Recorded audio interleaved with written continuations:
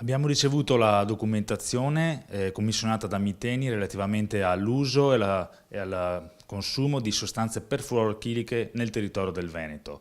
Consegneremo questa documentazione assieme alla relazione finale della Commissione d'inchiesta regionale sull'inquinamento a Fassa. La Procura poi sarà chi dovere a esprimere un giudizio in merito.